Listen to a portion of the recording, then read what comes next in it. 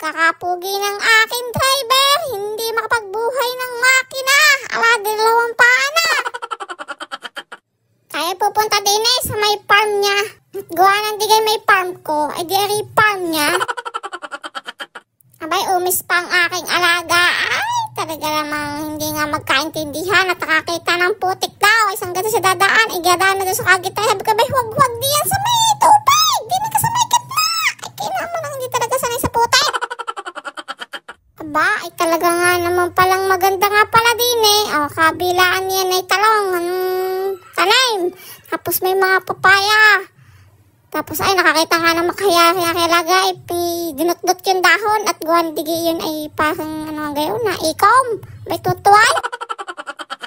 Yan, nadidinin na tayo. Ay talaga napakainit ng pagsalubong sa amin ng mga asoy. Parang gusto ko may mahangkab.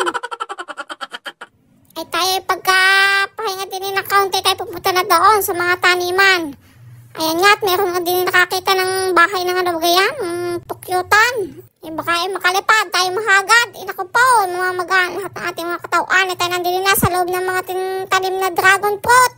At tayo kukuha, tayo mag-harvest. Aba, syempre tayo nagpaalam sa may-ari. At bago tayo papasukin din ay huwag kayong basta-basta papasok sa taniman ng may taniman ng hindi nagpapaalam kung ayaw nyo madaling pumanaw. Ayan, nakakuha na nga tayo ng isa.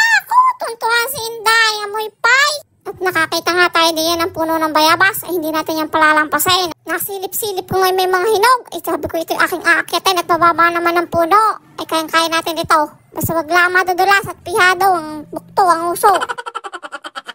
Ay no kami mga bata pa, madami din puno ng bayabas sa amin dyan mga mabababa. Ang ginagawa namin kami naakyat at kami nagpapayog-yog doon sa taas. O kaya ay naglalaro ng yung kunwari sa sakyan. At mga sunod-sunodan din, mga nagkakit. Alis na, puno na. Ala, ay ayos na sa may ang binagawa namin pambayad yung dakon din ng bayabas. Kunwari ay pira. Ay talaga naman nga napakasaya noon. Ngayon naman, mga bata, wala nang ginawa kundi mag-cellphone. Ayos, nakakuha na tayo ng dalawang hinog. At tayo kukuha pa rin din. Nakakita pa rin tayo ng hinog ng dragon fruit. Ay hindi tayo papayag na isang ating makukuha. Dapat ito ay mga 3 man lamang, 4. O, hindi pa halugi ang ating punta din natin ang lubos-lubosin. At tayo pinayagan din lang. Ay, isang sako na ating kukunin. Kapag gusto niyong bumili ng dragon fruit, din nila kayo. Kay Masisar, din sa may Bulakendos. Pihong matamis. Sinasabi ko sa inyo, at siya namang ako'y tuwing tagganyan, ay din ako nabili. Ay, lasang ulit. Ay, ngayon na ito'y mahal. Parang 150 daw ata ang kilo. Ay, hindi ko din lang sigurado. Ay, tanong nyo na lang doon sa may-ari.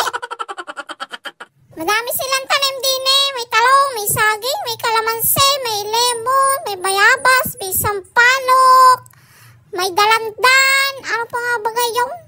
Dami. Mayroon ding mutha, may makahiya. Sa isang farm, hindi mawawala ng muse. Eh, syempre, ang muse din di wala nang iba, kundi si Ningneng. Pumitas din tayo ng lemon. Ito ilagay lang natin sa tubig. Tapos may luya. Ay, ayos na yung pandayet. Tanggalin yung mga bilbil. At pumitas din tayo ng talong. Ay, walang kasawa-sawang talong. Tumalong na lang ng tumalong. Talong sa araw, ay talong sa gabi.